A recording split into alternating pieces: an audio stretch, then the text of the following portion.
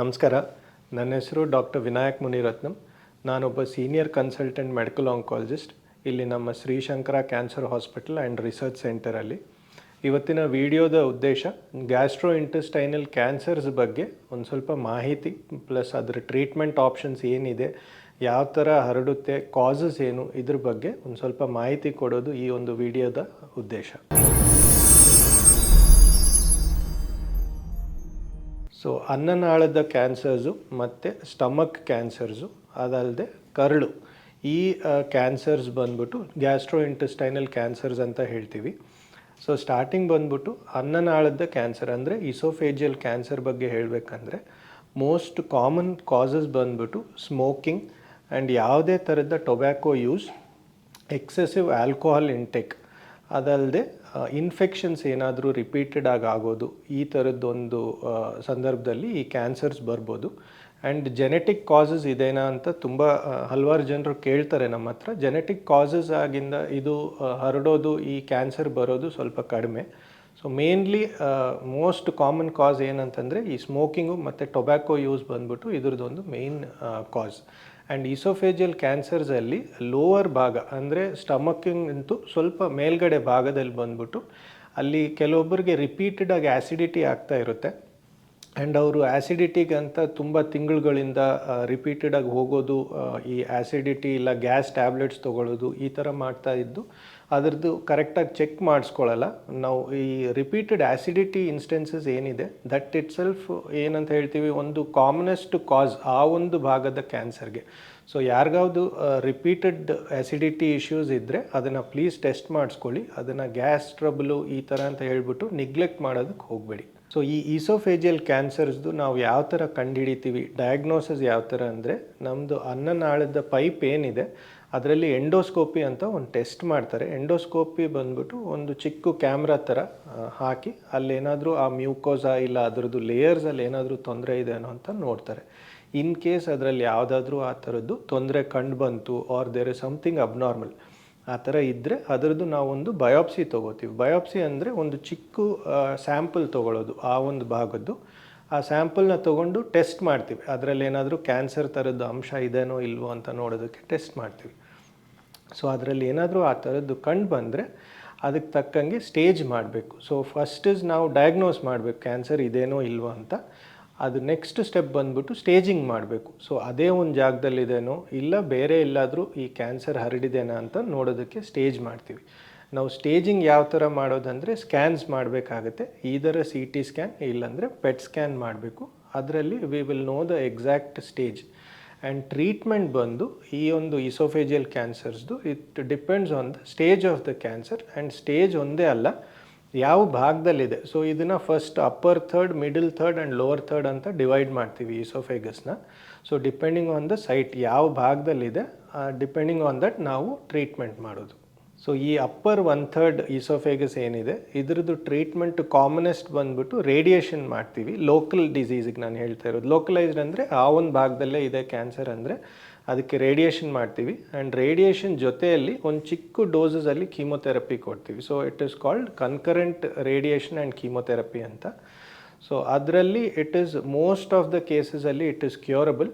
And even in case ಯಾವುದಾದ್ರೂ lymph nodes ಅಕ್ಕಪಕ್ಕ ಏನಾದರೂ ಇದು ಹರಡಿದ್ರೆ ಸಹ ಗಾಬರಿ ಆಗೋದೇನು ಬೇಡ. ಅದರಲ್ಲಿ ಆ ಒಂದು ಸ್ಟೇಜಲ್ಲಿ ಕೂಡ this is a curable cancer. In case ಯಾವುದಾದ್ರೂ ರೇರ್ ಇನ್ಸ್ಟೆನ್ಸಸ್ಸಲ್ಲಿ ಬೇರೆ ಜಾಗಕ್ಕೆ ಏನಾದರೂ ಹರಡಿದೆ ಕ್ಯಾನ್ಸರ್ ಅಂದರೆ ಆವಾಗ we give chemotherapy only, radiation ಆ ಥರದ್ದು ಯಾವುದೇ ಇದು ಮಾಡೋದಕ್ಕೆ ಹೋಗಲ್ಲ ಆ ಒಂದು ಕೇಸಲ್ಲಿ. ಸೊ ನೆಕ್ಸ್ಟ್ ಬಂದು ಈ ಲೋವರ್ ಥರ್ಡ್ ಇಸೋಫೇಗಸ್ ಅಂದರೆ ಸ್ವಲ್ಪ ಹೊಟ್ಟೆ ಮೇಲ್ಗಡೆ ಭಾಗದ್ದು. ಈ ಒಂದು ಜಾಗದಲ್ಲಿ ಏನಾದರೂ ಕ್ಯಾನ್ಸರ್ ಬಂದರೆ ಅದು ಈ ಹೊಟ್ಟೆ ಭಾಗನೂ ಕವರ್ ಮಾಡ್ಕೊಳ್ಳುತ್ತೆ. ಸೊ ಅದರಲ್ಲಿ ಬರೋ ಒಂದು ಕ್ಯಾನ್ಸರ್ ಟೈಪ್ ಇಸ್ ಸ್ವಲ್ಪ ಡಿಫ್ರೆಂಟ್ ಕಂಪೇರ್ ಟು ನಮ್ಮ ಅಪ್ಪರ್ 1/3 ಇಸೋಫೇಗಸ್ ಮತ್ತು ಮಿಡಲ್ 1/3 ಕಂಪೇರ್ ಮಾಡಿದರೆ ಇದ್ರದ್ದು ಬಯಾಲಜಿ ಒಂದು ಸ್ವಲ್ಪ ಡಿಫ್ರೆಂಟ್ ಆಗಿರುತ್ತೆ. ಸೊ ಅಲ್ಲಿ ಏನು ಮಾಡ್ತೀವಿ, ಸೇಮ್ ಇದೇ ಥರದ ಎಂಡೋಸ್ಕೋಪಿ, ಪೆಟ್ ಸ್ಕ್ಯಾನು ಇಲ್ಲ CT ಸ್ಕ್ಯಾನ್ ಆದ ನಂತರ ಅದರದ್ದು ಟ್ರೀಟ್ಮೆಂಟ್ ಡಿಸೈಡ್ ಮಾಡಬೇಕಾದ್ರೆ ಇಫ್ ಇಟ್ ಈಸ್ ಸರ್ಜರಿ ಅಲ್ಲಿ ಬಂದ್ಬಿಟ್ಟು ರೇಡಿಯೇಷನ್ ಆಪ್ಷನ್ಸ್ ಸ್ವಲ್ಪ ಕಡಿಮೆ. ಅಲ್ಲಿ we see if it is surgery ಮಾಡ್ಬೋದಾ, ಈಸ್ ಇಟ್ ಆಪರಬಲ್ ಅಂತ ನೋಡ್ತೀವಿ. ಆಪರಬಲ್ ಸ್ಟೇಜಸ್ಸಲ್ಲಿ ಡೈರೆಕ್ಟ್ ಸರ್ಜರಿ ಮಾಡೋದಕ್ಕಂತೂ ಇನಿಷಿಯಲಿ ಒಂದು ಸ್ವಲ್ಪ ಕೀಮೊಥೆರಪಿ ಕೊಟ್ಬಿಟ್ಟು ಅದನ್ನು ನಾವು ನಿಯೋ ಅಡ್ಜುವೆಂಟ್ ಕೀಮೊಥೆರಪಿ ಅಂತ ಕರಿತೀವಿ. ಸೊ ನಿಯೋ ಅಡ್ಜುವೆಂಟ್ ಕೀಮೊಥೆರಪಿ ಇಲ್ಲ ಪೆರಿ ಆಪರೇಟಿವ್ ಕೀಮೊಥೆರಪಿ ಅಂತ ಏನಿದೆ ಅದನ್ನು ಸರ್ಜರಿಗೂ ಮುಂಚೆ ಆ ಒಂದು ಕೀಮೊಥೆರಪಿ ಮಾಡಿ ಅದಾದ ನಂತರ ಸರ್ಜರಿ ಆದ ನಂತರ ಮತ್ತೆ ಕೀಮೊಥೆರಪಿ, ಈ ಥರ ಒಂದು ಸೀಕ್ವೆನ್ಷಿಯಲ್ ಟ್ರೀಟ್ಮೆಂಟ್ ಅಂತ ಮಾಡ್ತೀವಿ. ಎಸ್ಪೆಷಲಿ ಫಾರ್ ಲೋವರ್ ಥರ್ಡ್ ಈಸೋಫೇಗಸ್ಸು ಮತ್ತು ಗ್ಯಾಸ್ಟ್ರೋ ಈಸೋಫೇಜಿಯಲ್ ಜಂಕ್ಷನ್ ಅಂತ ಬರುತ್ತೆ.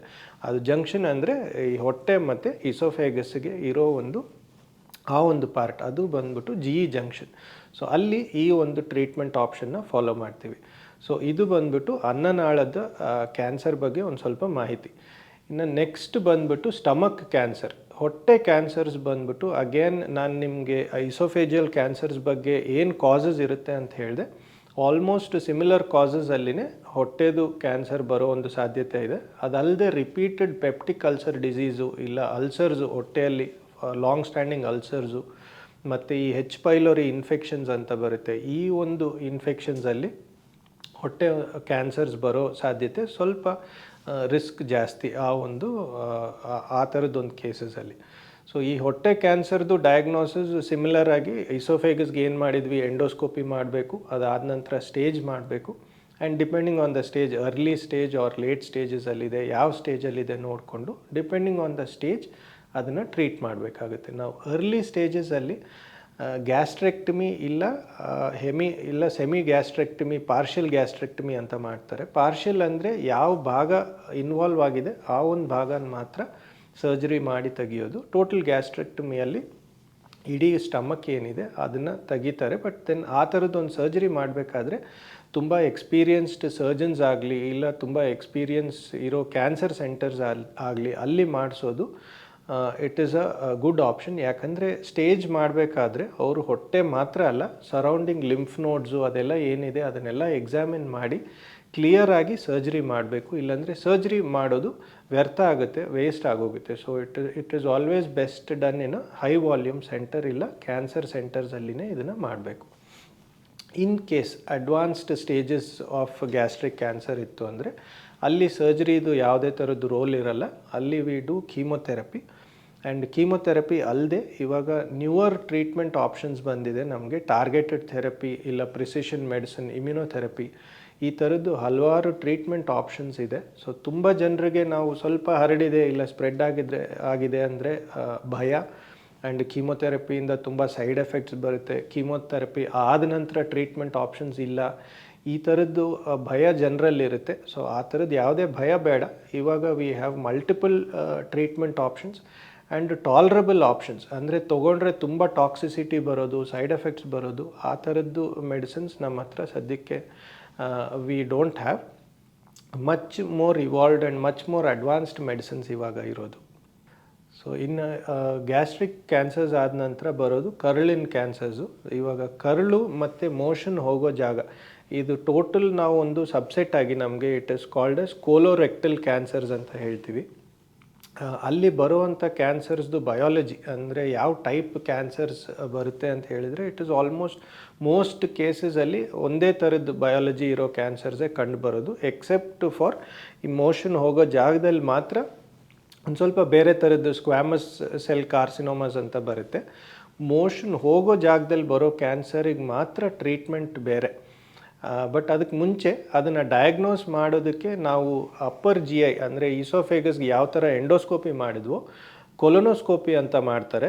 ಸೊ ಅಲ್ಲಿ ಸಿಮಿಲರ್ಲಿ ಒಂದು ಕ್ಯಾಮ್ರಾ ಹಾಕ್ಬಿಟ್ಟು ಮೋಷನ್ ಹೋಗೋ ಜಾಗದಿಂದ ಟೋಟಲ್ ಕರುಳನ್ನ ನೋಡಿ ಅಲ್ಲೇನಾದರೂ ಪ್ರಾಬ್ಲಮ್ ಇದೆನಾ, ಯಾವ ಭಾಗದಲ್ಲಿ ಪ್ರಾಬ್ಲಮ್ ಇದೆ ಈ ಥರ ನೋಡಿಬಿಟ್ಟು ಏನಾದರೂ ಅಲ್ಲಿ ಕ್ಯಾನ್ಸರಿನ ಥರದ್ದು ಏನಾದರೂ ಮ್ಯೂಕೋಸಾ ಕಂಡು ಬಂತು ಅಂದರೆ ಅದ್ರದ್ದು ಒಂದು ಚಿಕ್ಕ ಬಯಾಪ್ಸಿ ಪೀಸ್ ತೊಗೊಂಡು ಟೆಸ್ಟ್ ಮಾಡ್ತಾರೆ.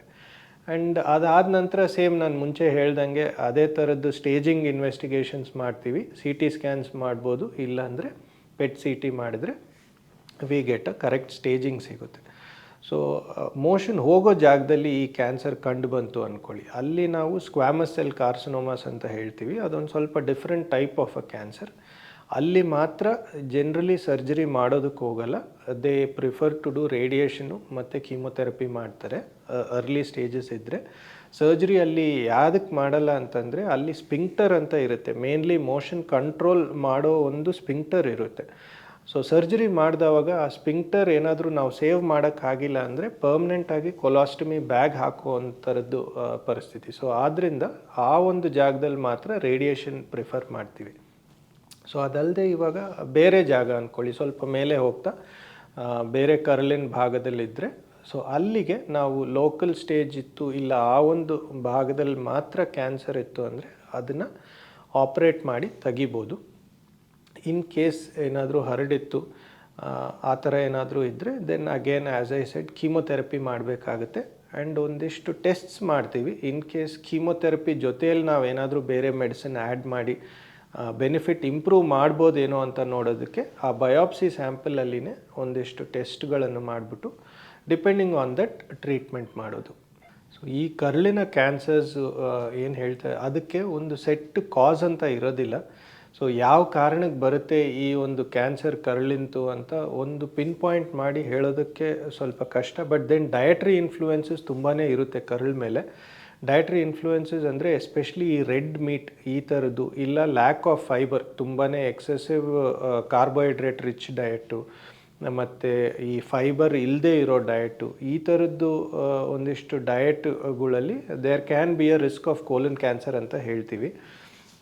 ಬಟ್ ಅದಲ್ಲದೆ ಒಂದು ಪಿನ್ ಪಾಯಿಂಟ್ ಮಾಡಿಬಿಟ್ಟು ಈ ಒಂದು ಕಾರಣಕ್ಕೆ ಕೋಲನ್ ಕ್ಯಾನ್ಸರ್ ಇಲ್ಲ ರೆಕ್ಟಲ್ ಕ್ಯಾನ್ಸರ್ಸ್ ಬರುತ್ತೆ ಅಂತ ಹೇಳೋದು ಕಷ್ಟ. ಆ್ಯಂಡ್ ಟ್ರೀಟ್ಮೆಂಟ್ ಆಪ್ಷನ್ಸ್ ಬಂದ್ಬಿಟ್ಟು ಕೀಮೊಥೆರಪಿ ಮತ್ತು ಸರ್ಜರಿ ಬಗ್ಗೆ ನಾನು ಆಲ್ರೆಡಿ ನಿಮಗೆ ತಿಳಿಸಿದ್ದೀನಿ. ಅದಲ್ಲದೆ ಆ್ಯಸ್ ಐ ಸೆಡ್ ಈ ಕೋಲನ್ ಕ್ಯಾನ್ಸರ್ಸಲ್ಲಿ ಒಂದಿಷ್ಟು ಟೆಸ್ಟ್ ಮಾಡಿಬಿಟ್ಟು we try to add different medicines. ಇವಾಗ ಆ ಮೆಡಿಸಿನ್ಸ್ ಬಂದ್ಬಿಟ್ಟು ಟಾರ್ಗೆಟೆಡ್ ಥೆರಪಿ ಇಲ್ಲ ಪ್ರಿಸಿಷನ್ ಮೆಡಿಸಿನ್ ಅಂತ. ಅದರಲ್ಲಿ ವಿ ಹ್ಯಾವ್ ಇಮ್ಯುನೊಥೆರಪಿ ಮತ್ತು ಮೊನೊಕ್ಲೋನಲ್ ಆ್ಯಂಟಿಬಾಡೀಸ್ ಅಂತ ಹೇಳ್ತೀವಿ. ನಾವು ಅಡ್ವಾಂಟೇಜ್ ಆಫ್ ಯೂಸಿಂಗ್ ದಿಸ್ ಏನಂದರೆ, ಒಂದು ನಮಗೆ ಬಯಾಲಜಿ ಆಫ್ ದ ಕ್ಯಾನ್ಸರ್, ಯಾವ ಥರದ್ದು ಕ್ಯಾನ್ಸರು, ಅದರಲ್ಲಿ ಏನಾದರೂ ಮ್ಯೂಟೇಷನ್ಸ್ ಇದೇನೋ ಇಲ್ವೋ, ಮತ್ತೆ ಬರೋ ಚಾನ್ಸಸ್ ಏನು, ಈ ಥರದ್ದೊಂದು ಎಕ್ಸ್ಟ್ರಾ ಇನ್ಫಾರ್ಮೇಷನ್ ಸಿಗುತ್ತೆ ನಾವು ಅದನ್ನು ಫರ್ದರ್ ಟೆಸ್ಟ್ ಮಾಡಿದಾಗ.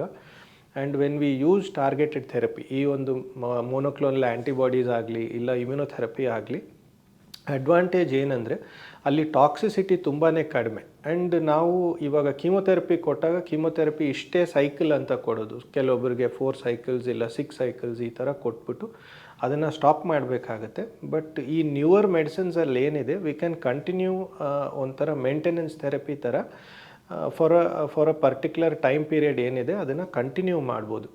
ನಾವು ಅಡ್ವಾಂಟೇಜ್ ಏನಂದರೆ, ನಾವು ಆ ಥರ ಮೆಡಿಸಿನ್ಸ್ನ ಕಂಟಿನ್ಯೂ ಮಾಡಿದಾಗ ಒನ್ ಈಸ್ ಸೈಡ್ ಎಫೆಕ್ಟ್ಸ್ ಕಡಿಮೆ, ಸೆಕೆಂಡ್ ಬಂದ್ಬಿಟ್ಟು ಕ್ಯಾನ್ಸರ್ ಮತ್ತೆ ಬೆಳ್ಕೊಳ್ಳೋದು ಇಲ್ಲ ಪುನಃ ಬರೋ ಚಾನ್ಸಸ್ ತುಂಬಾ ಕಡಿಮೆ ಇರುತ್ತೆ. ಸೊ ಇದು ಬಂದ್ಬಿಟ್ಟು ನ್ಯೂವರ್ ಮೆಡಿಸಿನ್ಸಲ್ಲಿ ಬರೋ ಒಂದು ಅಡ್ವಾಂಟೇಜ್. ಆ್ಯಂಡ್ ಜನರಲಿ ಏನಾಗುತ್ತೆ, ಜನರಲ್ಲಿ ಒಂದು ಅವೇರ್ನೆಸ್ ಇರೋದಿಲ್ಲ. ಸೊ ತುಂಬಾ ನೆಗ್ಲೆಕ್ಟ್ ಮಾಡ್ಕೋತಾ ಹೋಗ್ತಾರೆ. ಸೊ ಕರುಳಿಂದು ಫಾರ್ ಎಕ್ಸಾಂಪಲ್ ಕಾಸಸ್ ಹೇಳಬೇಕಂದ್ರೆ, ಕೆಲವೊಬ್ಬರಿಗೆ ಕಾನ್ಸ್ಟಿಪೇಷನ್ ಇರುತ್ತೆ, ಅಂದರೆ ಮೋಷನ್ ಹೋಗೋದಕ್ಕೆ ಕಷ್ಟ ಆಗೋದು, 2 ಡೇಸಲ್ಲಿ 3 ಡೇಸಲ್ಲಿ ಒನ್ಸ್ ಮೋಷನ್ ಹೋಗೋದು, ಇಲ್ಲಾಂದರೆ ಮೋಷನಲ್ಲಿ ಒಂಚೂರು ಬ್ಲಡ್ ಕಾಣಿಸ್ಕೊಳ್ಳೋದು, ಆರ್ ಲೂಸ್ ಮೋಷನ್ಸ್ ಆಗೋದು. ಸೊ ಆ ಥರ ಯಾವುದಾದ್ರೂ ಅಬ್ನಾರ್ಮಲ್ ಸಿಮ್ಟಮ್ಸ್ ಕಂಡು ಬಂದರೆ ಅದನ್ನು ನೆಗ್ಲೆಕ್ಟ್ ಮಾಡೋದಕ್ಕೆ ಹೋಗಬೇಡಿ. ಆದಷ್ಟು ಮೆಡಿಕಲ್ ಎಕ್ಸ್ಪರ್ಟೀಸ್ ಇಲ್ಲ ಡಾಕ್ಟರ್ಸಿಗೆ ತೋರಿಸ್ಬಿಟ್ಟು ಅದನ್ನು ಇವ್ಯಾಲ್ಯುಯೇಟ್ ಮಾಡಿಸ್ಕೊಂಡ್ರೆ ಅಡ್ವಾಂಟೇಜ್ ಏನಂದರೆ, 90 to 95% ಈ ಥರ ಏನೇ ಅಬ್ನಾರ್ಮ್ಯಾಲಿಟಿ ಇದ್ದರೂ it is not cancer related. ಅದನ್ನು ನಾವು ಕ್ಯಾನ್ಸರ್ ಅಂತ ಹೇಳೋಕ್ಕಾಗಲ್ಲ. ಸೊ ಆ ಥರದ್ದು ಭಯ ಬೇಡ. ಇದು ಈ ಮೆಡಿಕಲ್ ಅಡ್ವೈಸ್ ತೊಗೊಂಡ್ರೆ ನಿಮಗೆ ಈ majority of the cases it will be some simple problem ಇರುತ್ತೆ, ಸಿಂಪ್ಟಮ್ಯಾಟಿಕ್ ಟ್ರೀಟ್ಮೆಂಟಲ್ಲಿ ಸರಿ ಹೋಗುತ್ತೆ ಅದು. ಬಟ್ ದೆನ್ ಅಬೌಟ್ ಒಂದು 5% ಕೇಸಸಲ್ಲಿ in case it is cancer related, ಆ ಥರ ಏನಾದರೂ ಇದ್ದರೆ ಅಡ್ವಾಂಟೇಜಸ್ ನೀವು ಬೇಗನೆ ತೋರಿಸ್ಕೊಂಡು ಟೆಸ್ಟ್ ಮಾಡಿಸ್ಕೊಂಡ್ರೆ we pick it up earliest ಸ್ಟೇಜಸಲ್ಲಿ ಅದನ್ನು ಪಿಕ್ ಮಾಡ್ಬೋದು. ಆ್ಯಂಡ್ ಅರ್ಲಿ ಸ್ಟೇಜಸಲ್ಲಿ ಯಾವುದೇ ಕ್ಯಾನ್ಸರ್ ಡಿಟೆಕ್ಟ್ ಆದರೂ ಇನ್ majority of the cases it is curable. And early ಅಂತಲೇ ಅಲ್ಲ, ನಾನು ಮುಂಚೆ ಹೇಳಿದಾಗೆ ಇನ್ ಕೇಸ್ ಸುತ್ತಮುತ್ತ ಈ ಲಿಂಫ್ ನೋಡ್ಸಿಗೆ ಏನಾದರೂ ಹರಡಿದ್ರೂ ಅದು it is still at a curable stage. So ಅದ್ರ ಮೇಲೆ ನೆಗ್ಲೆಕ್ಟ್ ಮಾಡಿದಾಗ it can go to other organs, ಅಂದರೆ ಅಲ್ಲಿಂದ ಲಿವರ್ಗೆ ಹೋಗ್ಬೋದು, ಲಂಗ್ಗೆ ಹೋಗ್ಬೋದು. ಈ ಥರ ಯಾವುದಾದ್ರೂ ಆರ್ಗನ್ ಸ್ಪ್ರೆಡ್ ಆದರೆ ಆವಾಗ ಅದನ್ನು ಕ್ಯೂರ್ ಮಾಡೋ ಆಪ್ಷನ್ಸ್ ಸ್ವಲ್ಪ ಕಡಿಮೆ, ಕ್ಯೂರ್ ಮಾಡೋದು ಕಷ್ಟ ಆಗುತ್ತೆ. ಸೊ ಆದ್ದರಿಂದ ಆದಷ್ಟು ಅದನ್ನು ಅರ್ಲಿ ಪಿಕ್ ಮಾಡೋದ್ರಿಂದ we will be able to cure the disease. So awareness ತುಂಬಾ ಇಂಪಾರ್ಟೆಂಟ್. ಆದಷ್ಟು ನಿಮ್ಮದು ಯಾವುದೇ ಸಿಮ್ಟಮ್ ಇದ್ದರೂ ಅದನ್ನು ನೆಗ್ಲೆಕ್ಟ್ ಮಾಡೋದಕ್ಕೆ ಹೋಗಬೇಡಿ. And even say advanced cases ಇದ್ರೂ ಒಂದು ಭಯ ಬೇಡ, ಟ್ರೀಟ್ಮೆಂಟೇ ಮಾಡೋದಕ್ಕಾಗಲ್ಲ ಬಿಟ್ಬಿಡಬೇಕು ಈ ಥರದ್ದೊಂದು ಸಿಚುವೇಶನ್ ಇವಾಗಿಲ್ಲ. ಮೇ ಬಿ ಒಂದು 10-15 ಇಯರ್ಸ್ 20 ಇಯರ್ಸ್ ಬ್ಯಾಕ್ ಇರೋದು. ಬಟ್ ಇವಾಗ ತುಂಬಾ ಅಡ್ವಾನ್ಸ್ಡ್ ಮೆಡಿಸಿನ್ಸ್ ಇದೆ, ನಾನು ಆಲ್ರೆಡಿ ಅದ್ರ ಬಗ್ಗೆ ಹೇಳಿದ್ದೀನಿ. ಸೊ ಭಯ ಬೇಡ, ಒಂದು ಎಚ್ಚರಿಕೆ ಮಾತ್ರ ಇರಬೇಕು, ಒಂದು ಅವೇರ್ನೆಸ್ ಇರಬೇಕು ಅಷ್ಟೇ. ದಟ್ ಈ ಥರ ಏನಾದರೂ ಅಬ್ನಾರ್ಮಲ್ ಸಿಂಪ್ಟಮ್ಸ್ ಕಂಡು ಬಂದರೆ ಆದಷ್ಟು ಬೇಗ ಡಾಕ್ಟರ್ಸ್ಗೆ ತೋರಿಸ್ಬಿಟ್ಟು ಅದನ್ನು ಇವ್ಯಾಲ್ಯೂಯೇಟ್ ಮಾಡಿಸಿ ಏನು ತೊಂದರೆ ಇಲ್ಲ ಅನ್ನೋದನ್ನು ಒಂದು ಕನ್ಫರ್ಮ್ ಮಾಡ್ಕೊಳ್ಳೋದೊಂದು ಆ ಒಂದು ಎಚ್ಚರಿಕೆ ಇರಬೇಕಷ್ಟೇ ಹೊರತು ಭಯ ಬೇಡ. ಈ ಒಂದು ಕ್ಯಾನ್ಸರ್ಗೆ at any stage, early stages ಅಂತಲೇ ಅಲ್ಲ, even at an advanced stage it is very much treatable. So ಈ ಗ್ಯಾಸ್ಟ್ರೋ ಇಂಟೆಸ್ಟೈನಲ್ ಕ್ಯಾನ್ಸರ್ಸ್ ಬಗ್ಗೆ ಒಂದು ಅವೇರ್ನೆಸ್ ಇರಲಿ, ಒಂದು ಬೇಸಿಕ್ ಮಾಹಿತಿ ಒಂದು ಜನರಿಗಿರಲಿ ಅನ್ನೋದೇ ಈ ಒಂದು ವಿಡಿಯೋದ ಉದ್ದೇಶ. ಧನ್ಯವಾದಗಳು.